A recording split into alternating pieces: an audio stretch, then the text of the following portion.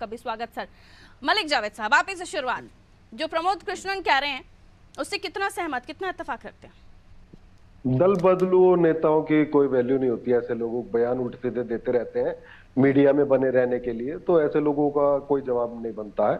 दूसरा, आपने बहुत अच्छी रिपोर्ट दिखाई और उसमें सवाल ये भी उठाया कि वायनाड की जनता को धोखा दिया। तो मोदी जी ने 2 सीट से चुनाव लड़ा था, एक वाराणसी और वडोदरा।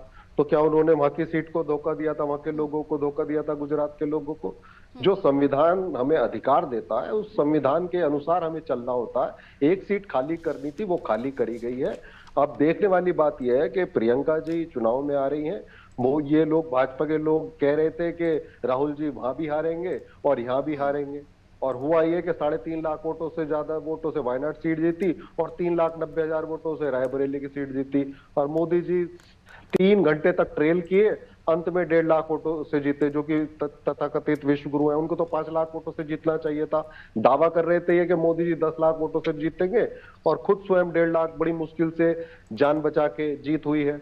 तो आकलन भाजपा वालों को करना है, और यूपी में कौन जिम्मेदार है भाजपा के डिबेकल का, वो भी इन्हें बताना चाहिए कि योगी जी जिम्मेदार है, नड्डा जी जिम्मेदार है, या स्वयं मोदी जी जिम्मेदार है। इसका भी आकलन करना चाहिए। विपक्ष मजबूत है, इनको सांस नहीं लेने देगा, चाहे वो संसद हो, चाहे वो सड़क हो, चाहे राज्यसभा हो, चाहे लोकसभा हो। इनसे हम सारे वो काम कराएंगे जो देश हित में होंगे, मजदूरों के होंगे, किसानों के होंगे, युवाओं के होंगे। मित्रों के लिए अब काम करने इनको नहीं दिया जाएगा। पारुल जी।